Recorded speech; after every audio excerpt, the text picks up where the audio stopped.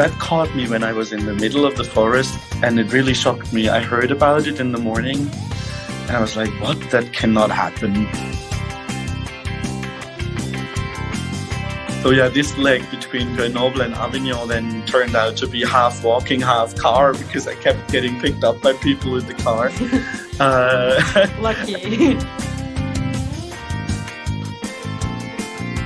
We cannot live without our soul, you know. I think there's just no other way. The performing arts and the arts, they just have to come back in some way or another because we need it. Welcome to the TheatreArtLife Podcast. And hello, we're putting the spotlight on those who create live entertainment around the globe, the culture creators, the backstage masters. My name is Anna Aguilera. This episode is our third update of Step for Circus with Liam Klenk. Step for Circus is an initiative to bring circus professionals back to what they do best. We will be following him, or we have been following him, through this experience where he has been hiking from Switzerland all the way to whatever it take us to go back to work. Hello, welcome back. Hello, nice to be here again. How are you?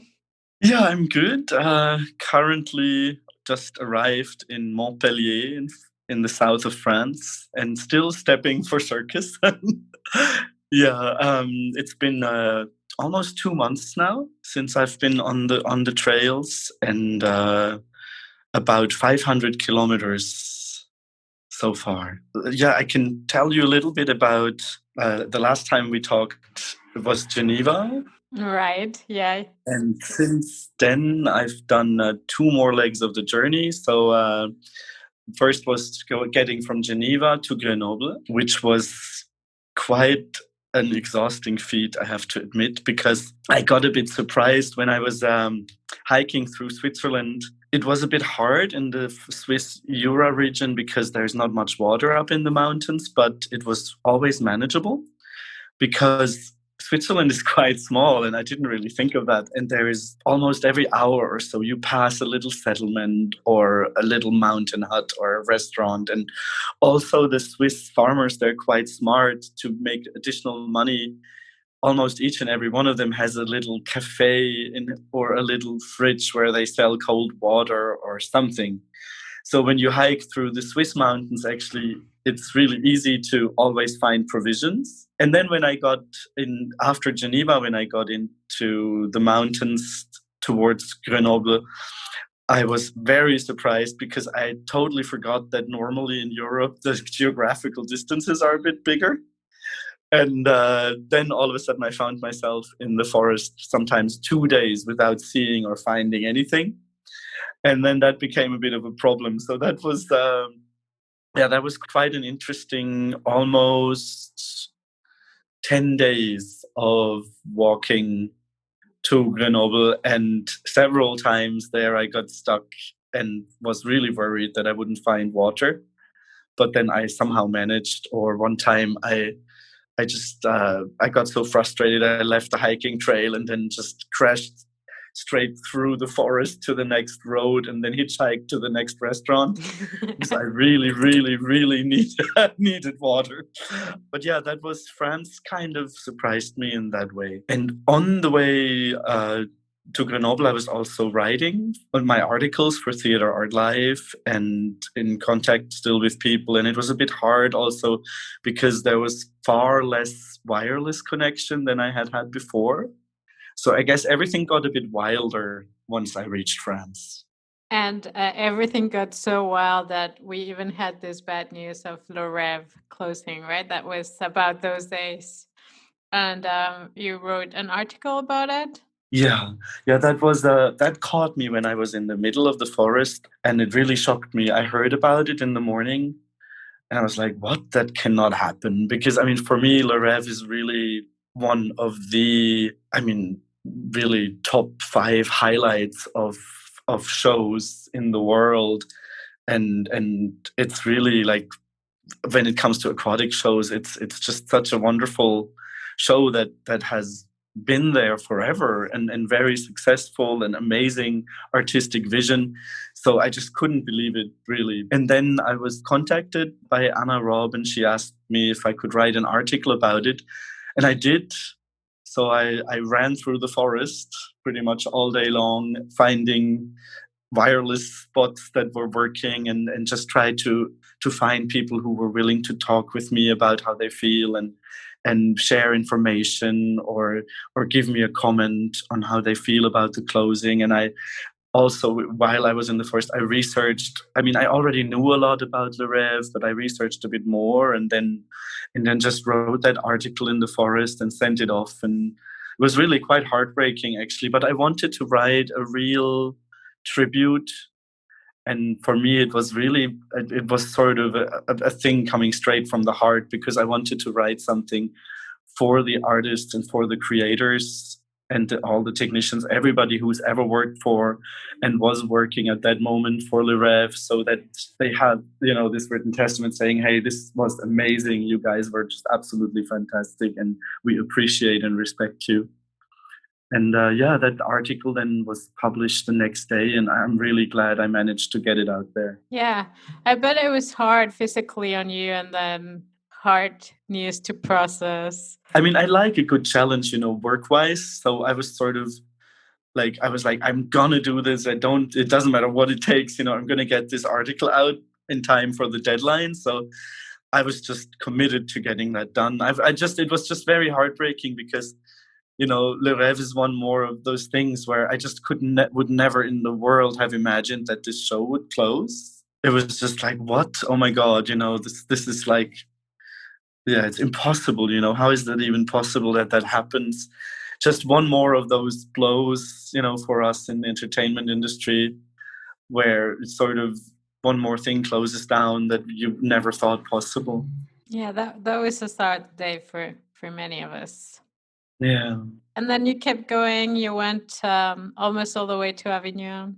Yeah, I stopped for one night in Grenoble, and then I went to Avignon, and there I got picked up by old friends of mine who she used to be the artistic director at House of Dancing Water, Maggie Sietzma, and it was lovely. I spent a few days with her and her husband in a small village in the south of France, and then also used the time and did an interview with her. And soon two articles will come out about that as well. Very interesting, like looking into her career and into her life story.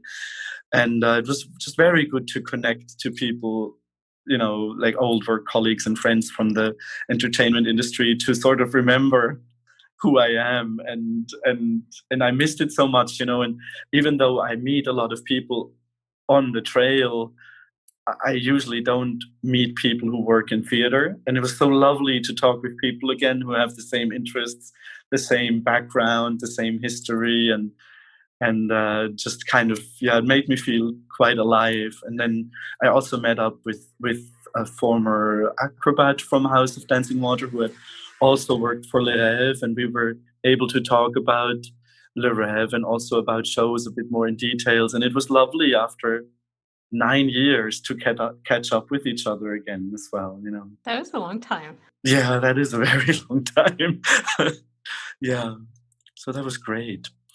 And then after Avignon, I then again I got picked up by people who, a couple who used to work in the aquatics department in House of Dancing Water in Macau, and they were also, because they lost their job recently in Macau, they were traveling by car through France, and then happened to come exactly through where I was, so they picked me up. So yeah, this leg between Grenoble and Avignon then turned out to be half walking, half car, because I kept getting picked up by people in the car.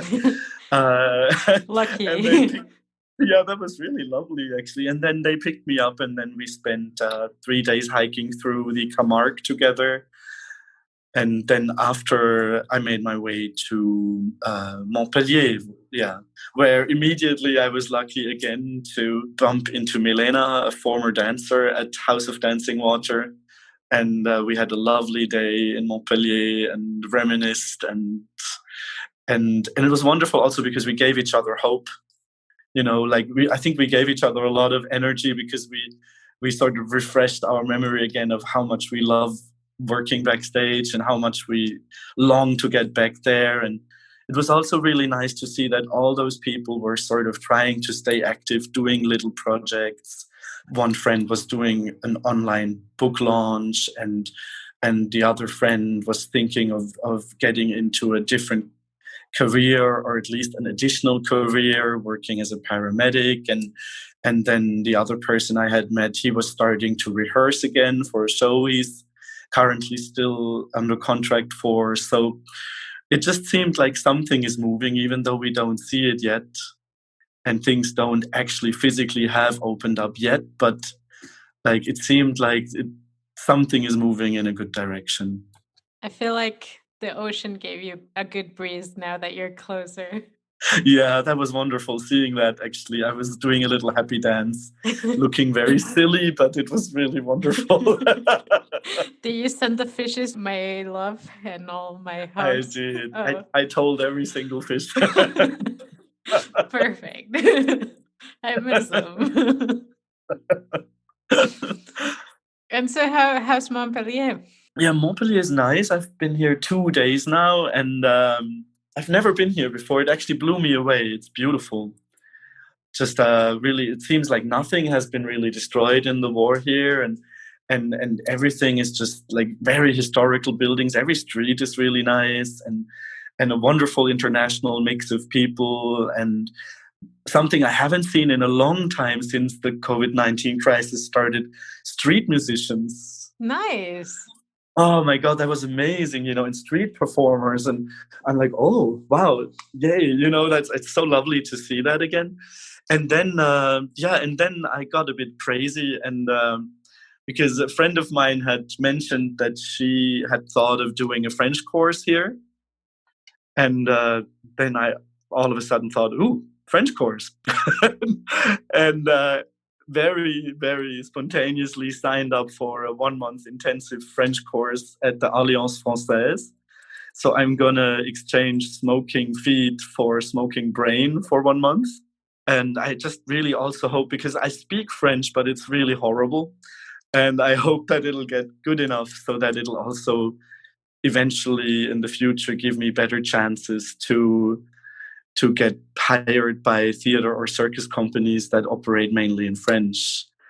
And so my school is starting on Monday, and I'll be in Montpellier until the 26th of September. And then I'll continue hiking towards the Pyrenees and Spain. So now you'll be able to get bread and water and not just water.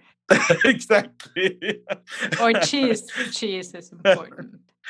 Yes, well, I can order beer as well, which comes in very handy. But I really hope that I studied French many, many years ago in school, but I used it so little that it's just all dormant. And I hope that a lot of that passive knowledge will come back into active knowledge, and that I won't sound quite so horrible when I talk French. So tell us, how is no wonder you want to stay in Montpellier.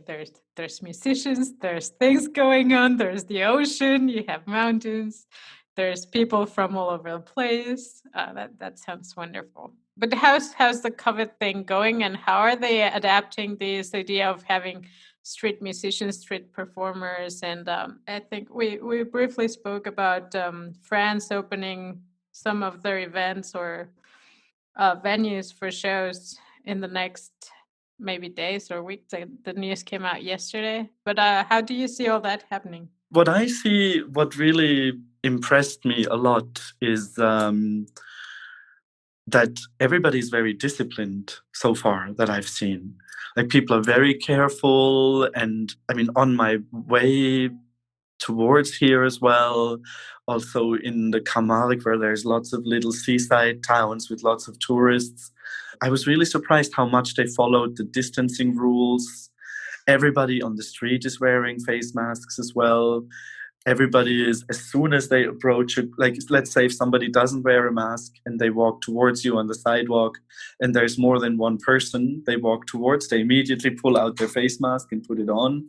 So I feel, I mean, from what I see, I feel that it's probably a good environment in which to try and slowly loosen things up a little bit, you know, and because people are really listening and they seem to be really aware. I must say I'm also really surprised in comparison of what I saw when I was hiking through Switzerland, and I've lived in Switzerland for a long time, and I mean it's always bad to generalize, of course, but I mean just like roughly from living there many years, I know Swiss people to be quite disciplined. And I was really it was curious to see that there in Switzerland, the rules were interpreted differently in every single place I went through. Some places they wore masks, some places not. Some places they were really careful with sanitizing, some places not. Some places there was distancing, some places not. So it was really weird. But here it's very unified. And the police is patrolling as well. And they actually call you out. Like I got called out once. I was doing a quick leg with a bus, and then I was the only one sitting in that part of the bus, and the next person was like 4 rows in front of me. But then in the next bus stop, the police got on, and they looked at me and they were like, "Oh, you have to put your mask on." And I was like, "Okay," you know. And I was really surprised. So I think it's probably worth giving it a try. And I have the feeling the way people are behaving, that shouldn't go too badly. I mean, all fingers crossed. Hopefully. Yeah. For everyone's sake. Do you want to go back to work? Yes, please. Yeah, and other than that, I mean, considering work, I'm just also while I'm hiking, I'm writing articles, you know, and I'm always trying to, like when I was in Geneva, I was lucky to get to know some of the local artists there and dance choreographer Guillermo Botelho. There's a really interesting article about him in TheatreArtLife now, and he does contemporary dance and he's quite fantastic. And I never heard of him before, but apparently he's very well known, because then the dancer I met the other day, she knew him and she was like, "Oh yes, I know him." And I almost worked for him at one point, you know, and so here in Montpellier, I hope to do the same.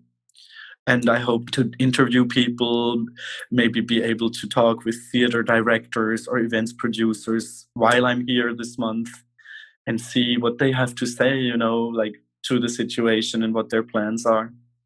And one thing actually that I've also started doing, but it's a very big work in progress, as I walk through villages and towns, I'm always trying to find the theaters. And then I've started to photograph them. So I want to do like a photo series of all the closed venues now during COVID-19. Yeah, I don't know what will happen with that, but yeah, just kind of working on several things. Yeah, keeping the little creative need active. Yeah, and keeping my heart close to theater and shows as well. Yeah, I don't know how in Mexico we say, with this idea of yours of taking pictures of closed venues, I felt what we say is ponerle limón a la herida, which is adding lime to an open wound. Oh, okay.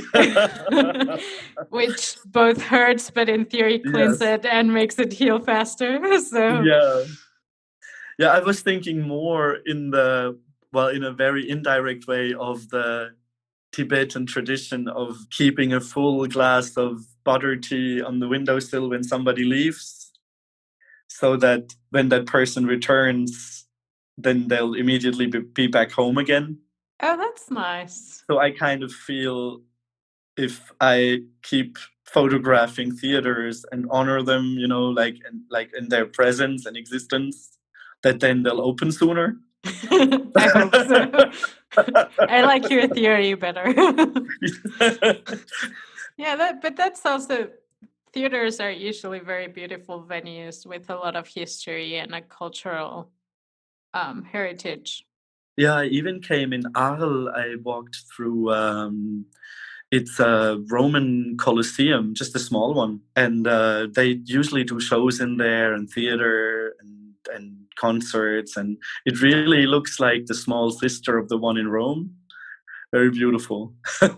Yeah, French are very good at doing mapping on the Roman structures, buildings. Yeah. Yeah. And they do very cool historical things. And I don't know how it happens these days, if it happens. They used to have very cool stuff. Yeah, I'll keep you posted. I'm curious if, like, now, as I keep going, if things are going to open up along the way. I'll definitely keep a close eye out and see, what I can find. That's exciting. And what about Step for Circus? Do you have any updates? Yeah, Step for Circus, we are basically what we're doing at the moment is we're working on defining it better.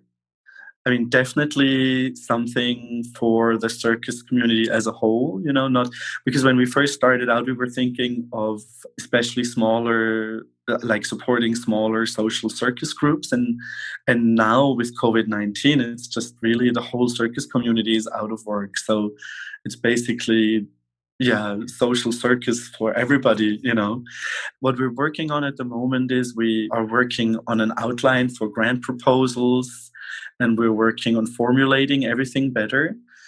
So, and we're almost done with a web page that we're going to open up soon, and then we want to really start advertising it a lot more so that people can start sending us applications for what projects they would like to do, for example, and in the future that we could hopefully support, or if they want to support another project, if maybe we could send somebody there as a coach. And then we will also try a lot more to organize small events, maybe in some bigger places organize small hikes for fundraising, so that our GoFundMe page can slowly get a little bit more money. And then our idea is when we hit the first threshold of $10,000, then we want to start actively employing people, and either then financially support a specific little circus project, an independent circus project, so that several people will have a chance for employment, or help financially to send somebody as a coach somewhere. So yeah, we are very close to getting started with that. That's exciting. I like how it's growing and it's getting strong. Yeah, we're getting more and more followers on Instagram, and our Facebook group is growing. So that is very nice as well. It's at the moment it's all about getting the word out, and then slowly, if more people participate, use the hashtag, maybe organize little events and try to fundraise for it. I think once that ball gets rolling, then actually a lot is possible.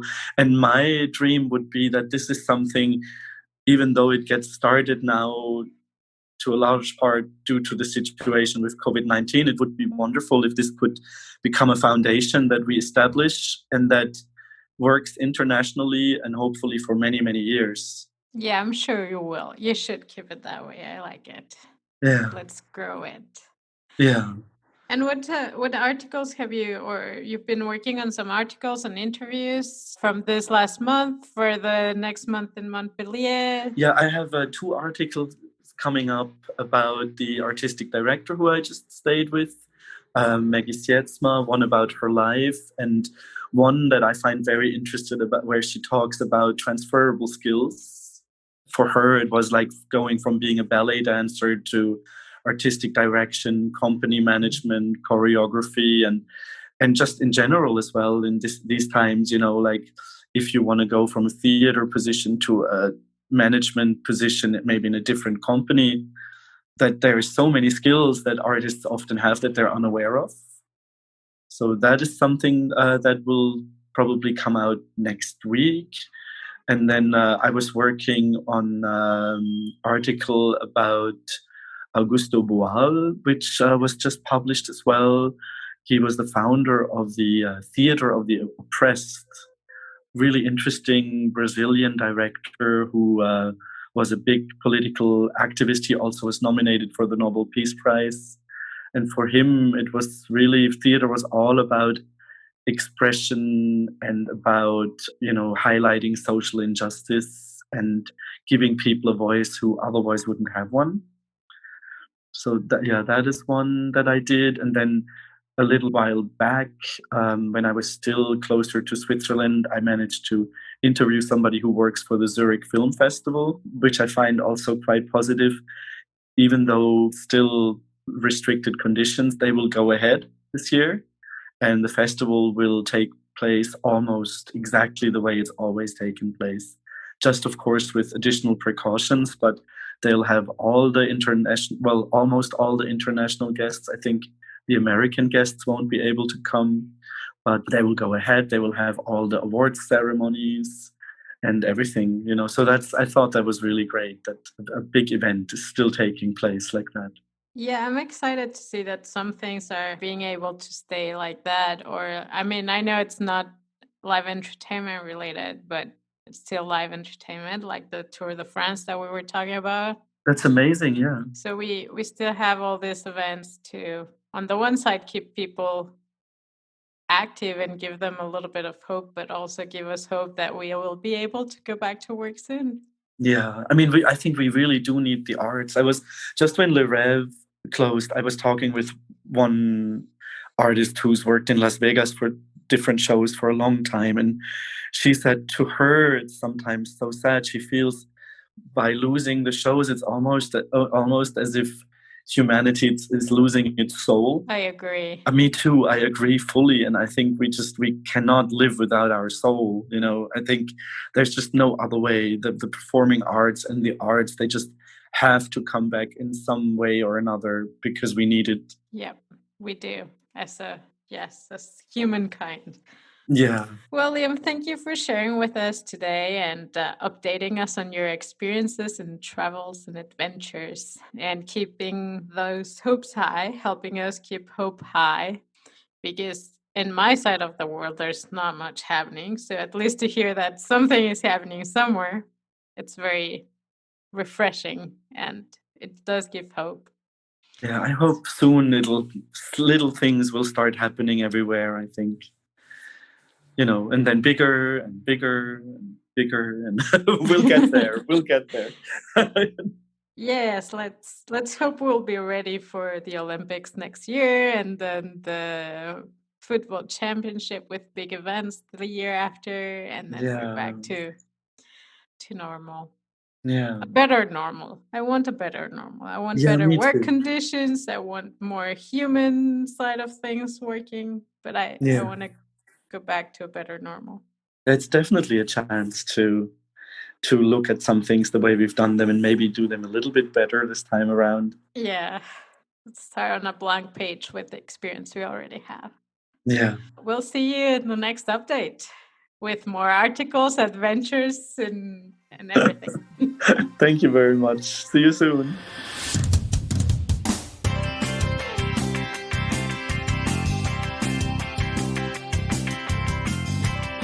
Please write a review on our podcast wherever you listen to your podcast and let your friends know about us. You can learn more about Theatre Art Life by visiting our website at www.theatreartlife.com, and you can also follow us on social media and leave your questions and comments on Facebook, Instagram, LinkedIn, Pinterest, Twitter, or YouTube.